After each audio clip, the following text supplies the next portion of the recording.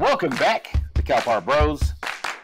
Jason and I are fresh off the segment discussing the Inflation Reduction Act.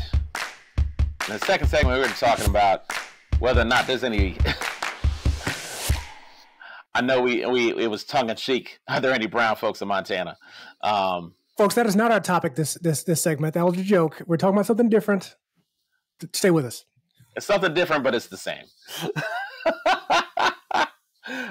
But Jason found this article where basically he noticed that there were a growing number of Americans moving to Mexico, and basically the effect on Mexico. And I thought it was wild personally because, and Jason, I watched the CNN video, but when we were discussing this, my first thought was, why the hell would I want to move to another country right now? Really? You make it seem like that's so far-fetched. Okay. Are you moving to Mexico? That's not what you... hang on now.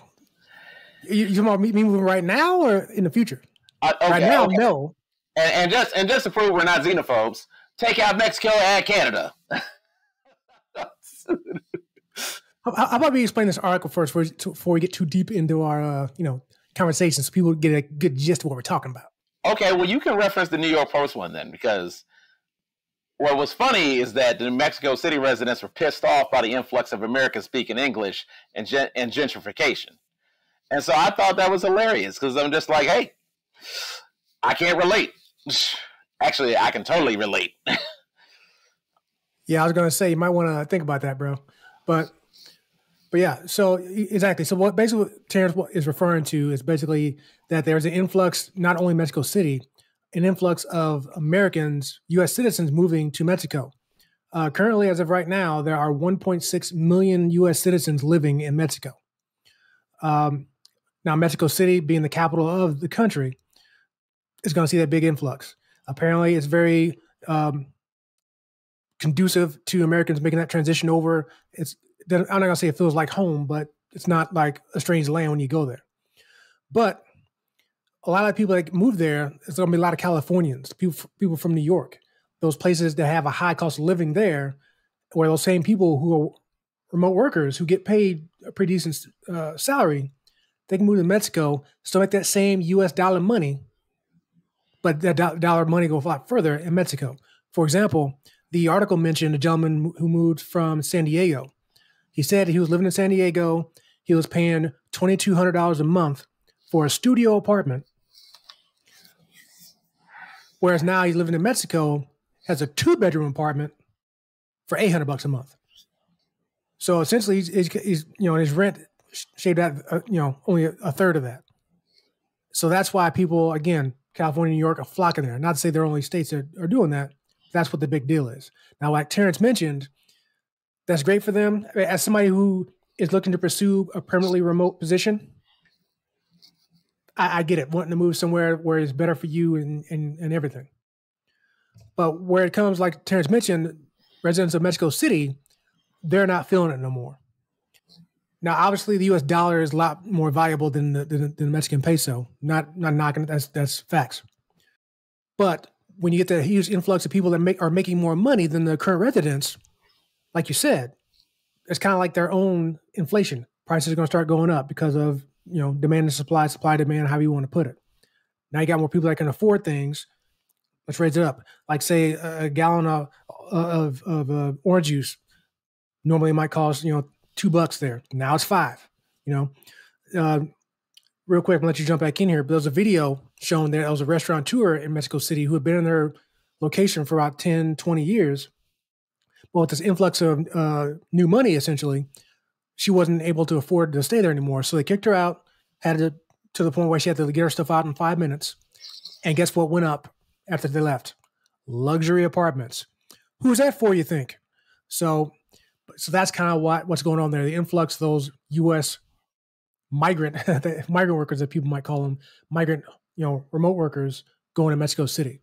So it might be all cool and fun and games for the U.S. workers, which is what it is, but it does have an effect. You mentioned gentrification. Kind of the same thing, just in a different country. I think there would be less of an issue. All jokes aside, I mean, I'm. You sure? I think it would be less of an issue if, you know, most. I shouldn't say most. I should say some. Some Americans definitely will carry this aura of, hey, even though this is a road game for me, they still expect you to cater to them. Like, how do you mean? Like, you know how some people would say, "Hey, you're in America. You're in America. You need to speak English." Or if you were really ignorant, you would say, "Speak American." Exactly. And so Exactly. it's that vibe, dog. That's what I'm saying. Is that some individuals, unfortunately, they like the idea of living in another country. They don't like the reality. They don't um they don't even appreciate where they are. It's just basically a commodity for them. And as a result, they might end up, frankly, being assholes. And imagine someone that, listen, it's one thing if you have to deal with the big dumb American when, he's snockered a full week at a resort, right? That's one thing. But when you're setting up shop 3 months, 6 months, a year plus, it does do something to the locals. Because you're like, the fuck is this? I'm like, I'm being disrespected in my own backyard. That's what I'm saying. And to me, that just translates well, Jason. Like, we could be talking about Mexico. I am someone that has had the blessing. I've been to Mexico for a few vacations. I've stepped out in Canada on occasion. And so I've always appreciated and treaded lightly because I did not call it home, because it was not my home. And I think there's definitely some blowback, and probably deservedly so. And Jason, I'll just say this and I'll shut up. No, you won't. Maybe.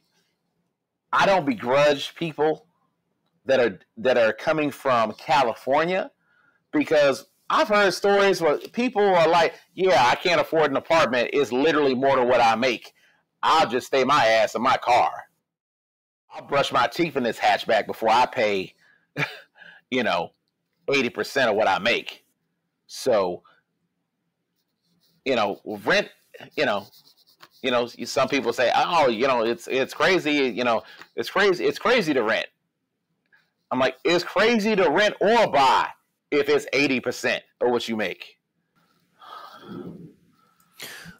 Although I will say this, I mean, I definitely get it.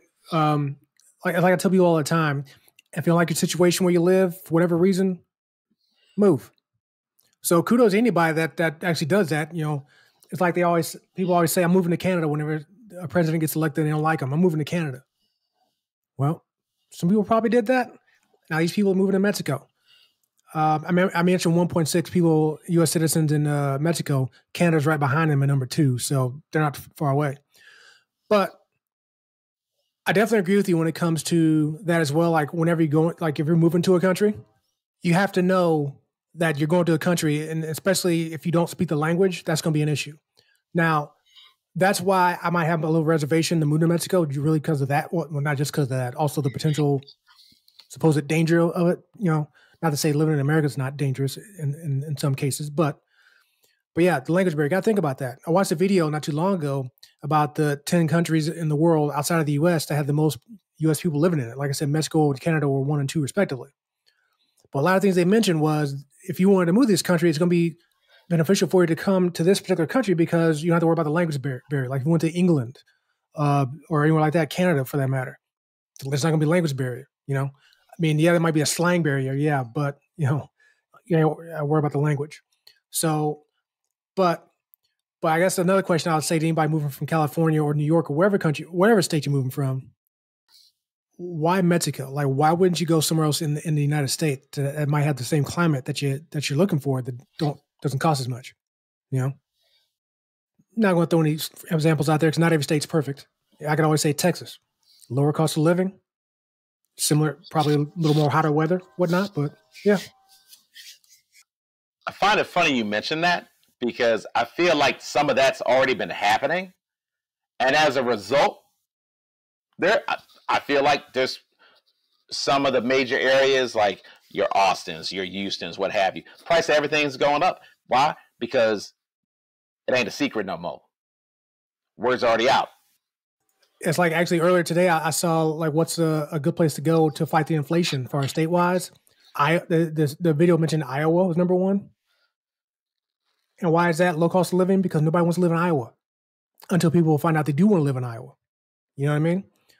Because when I heard that, I thought about like, can I live in Iowa? And I started rationalizing reasons why I can make it work.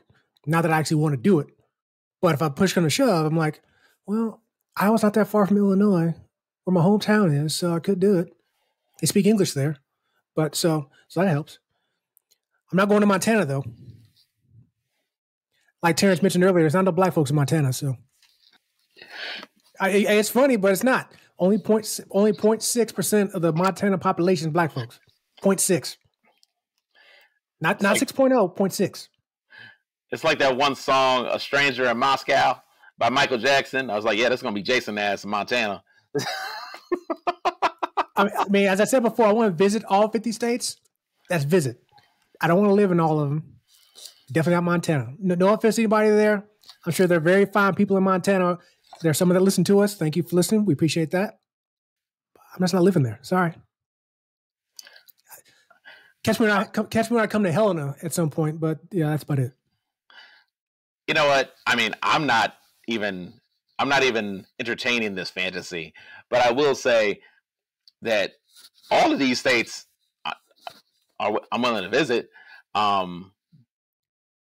But yeah, I would, even with all of its problems, and Illinois' problems are obvious at this point. I don't even got to list them. I've heard them all. If your goal is to outrun inflation, I mean, moves still cost money, you know. And so you got to give up you got to give up. It's like opportunity cost. You have to give up time to even coordinate that shit. But if I was somebody that lived in California, for example, I'm like, well, hell, it's so expensive there. You almost can't say I would never do it. I mean, I would move from California. I wouldn't necessarily look to go to Mexico, of all places. I mean, like I said, I was chatting with somebody on social media. They were saying that they were trying to convince their husband to move the family to Mexico. And I said, why? And of course, they went right to lower cost of living because California is expensive. And she said her husband can keep a job, work remotely. So I'm like, good for you. You know, so yeah, I definitely know somebody who lives in California. I think they live in San Jose, I believe, who lives in California. Actually, live in LA, but yeah, so they live in LA. So probably the second most expensive place in California. So for them, keep the same job, find a place in Mexico City where you can live the same lifestyle or better lifestyle, and there you go. Yeah, but then that comes to a point of how would one define a better lifestyle? And I'm totally playing devil's advocate here. Well, that's up to each individual, man. How would you define it then, since you're the only individual that I co-host a show with? I'm the only one? You're not cheating on me? Is not some other? Okay. I'm not cheating on you. Okay, that's fine. I mean, if you do, that's fine. Just tell me. But Jason, God knows it's hard enough to satisfy one co-host. I couldn't even entertain a possible side host. Are we still talking about TV? Are we still talking about podcasts here? But anyway, yeah, looking at you, kid. But anyway, okay, back on the rails. So you're asking me what's a better lifestyle? I mean, obviously the first thing I want to point to is making your dollar go farther, where I can also still have the same income, but not to have as much money going out on the same stuff that I want. You know, like I mentioned the guy earlier, $2,200 in rent for a smaller apartment. Now he's paying $800 a month in rent for a bigger apartment. You know, so and that's probably the first thing you think about is that my everyday expenses. What's going to be less? Rent, gas, food. You know, stuff like that. Now, obviously, like you said, you got to factor in all the time to move, the expense to move. But the main thing is what's going to help my monthly in and monthly out. Because you probably, if you got money saved, you can move. That's what the saving money's for. Those expenses there. But what's going to cost me less on a monthly in and monthly out? You know, so that's step one with the better lifestyle. You know, now not to mention, depending on what city you're in. Like say if you live in New York City, and you're kind of tired. City. You good? I'm sorry, I couldn't resist. Okay, but like I say, if you live in New York City, you might be tired of living in the urban, you know, jungle, whatever you want to call it, the concrete jungle, and say, hey, you know what? Let me think about moving to Mexico. It's not as much of a concrete jungle. It's more possibility of fun in the sun, depending on where I move to. Or if I don't, so what? Still paying a whole lot more, less. So it's really all that, bro. It's getting to a better lifestyle. Not even just the money, just escaping the environment that you're in. There are some people that don't like living in the city, but they do for whatever reason. So they want to move to the country or vice versa, you know? And that's really what it's all about. It's up to each individual to determine what their best lifestyle is or what's a better lifestyle for what they're in now and what they're trying to, quote unquote, escape. You know, some people might just be wanting to escape the cost of living. Some people might want to be escaping the environment they're in. Some people might want to escape the country in general. So, you know what? To help the U.S., I'm moving to Canada or Mexico in this case, you know? It just depends on the individual, what they're trying to, again, escape. Yeah, I hear you. And I feel like there's probably people in other countries that make this same, you know, play in their heads, like the cost-benefit analysis, you know. That's called immigration, sir.